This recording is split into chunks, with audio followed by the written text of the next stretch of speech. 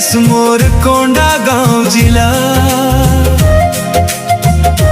देखे हस की नहीं देखे हस मोर कोंडा गांव जिला। ते आवे संगीरे तोला मोर कोंडा गांव जिला घुमा हूँ। मैं आहूँ संगीरे मोला तोर कोंडा गांव जिला घुमा दे।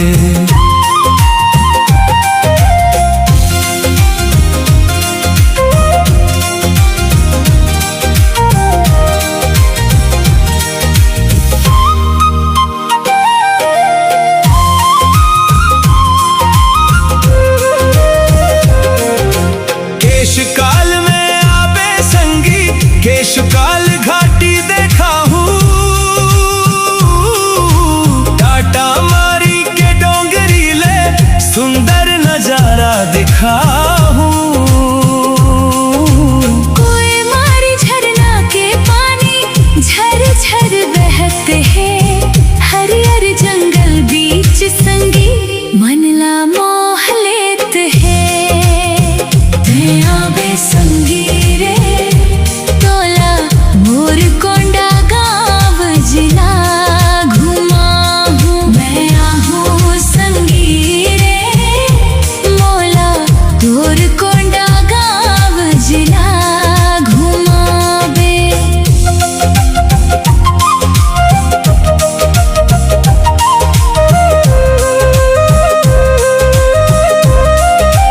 डीजे कमलेश।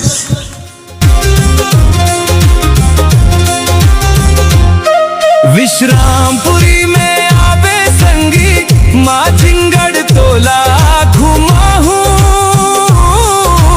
पिंडरा बंडीन सती माई के दर्शन तोला करा हूँ।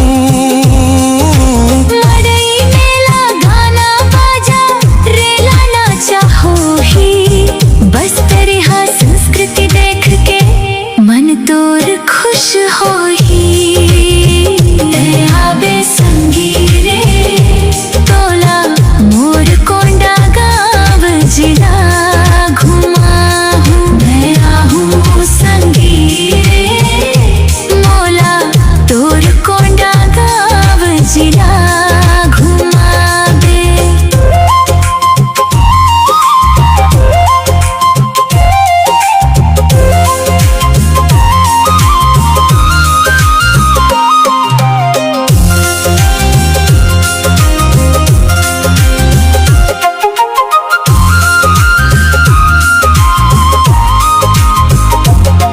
फरस गांव में